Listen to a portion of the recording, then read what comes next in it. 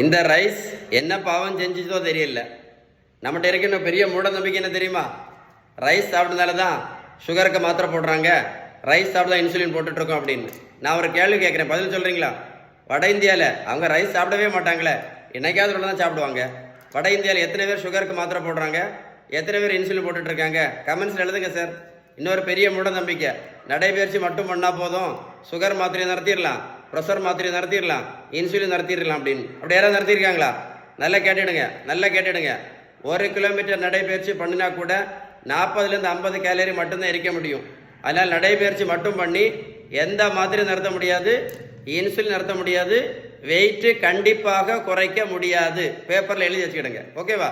இன்னொரு பெரிய மூட நம்பிக்கை, சுகருக்கும் ப்ரெஷருக்கும் மாத்திரை மட்டும் போட்டால் போதும் சரியாயிரும் அப்படின்னு. அப்படியே சரியா சொல்லுங்களேன்.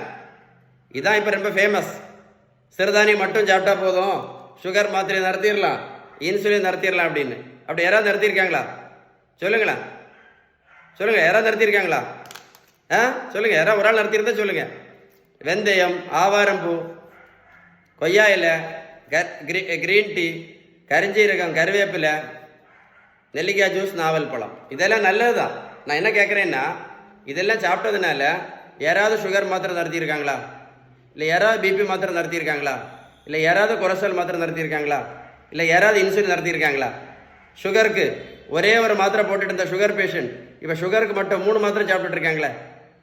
சுகருக்கு மாத்திரை மட்டும் சாப்பிட்டுட்டு இருந்த பேஷண்ட்டு இப்போ இன்சுலினும் சேர்ந்து போட்டுட்டு இருக்காங்களே.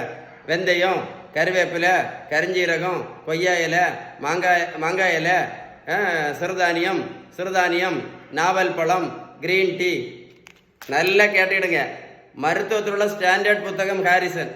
இந்த புத்தகம் என்ன சொல்லுது அப்படின்னா, சுகர், ப்ரெஷர், கெட்ட கொலஸ்ட்ரால், ஃபேட்டி லிவர், பித்தப்பைக்கல், உடல் பருமன், பிசிஓடி, இது எல்லாத்துக்கும் அவங்க சொல்லக்கூடிய ஒரே ஒரு பெஸ்ட் ட்ரீட்மெண்ட் வந்து பேலன்ஸ் டயட் மட்டும்தான். அது போக உடல் உழைப்பு, நல்ல தூக்கம். கடைசி தான் என்னது? மாத்திரை, இன்சுலின். அந்த புத்தகம் அப்படி தான் சொல்லுது. நம்ம பேலன்ஸ் டயட் ஃபாலோ பண்ணுறதே இல்லை.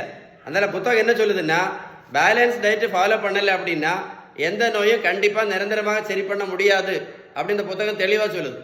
உங்களுக்கு பேலன்ஸ் டயட் பற்றி ஏதாவது டீட்டெயில்ஸ் வேணும்னா கால் பண்ணி பேசுங்க. ஒரு கைண்ட் ரிக்வஸ்ட்டாக சொல்கிறேன், முக்கியமான அவேர்னஸ் வீடியோ. இந்த வீடியோ லைக் பண்ணி ஷேர் பண்ணுங்கள். நிறைய பேருக்கு யூஸ்ஃபுல்லாக இருக்கும். ஏதாவது சந்தேகம் இருந்தால் கமெண்ட்ஸில் குட்னு டைப் பண்ணுங்கள். கண்டிப்பாக உங்களுக்கு நான் ரிப்ளை பண்ணுவேன். ஓகேவா?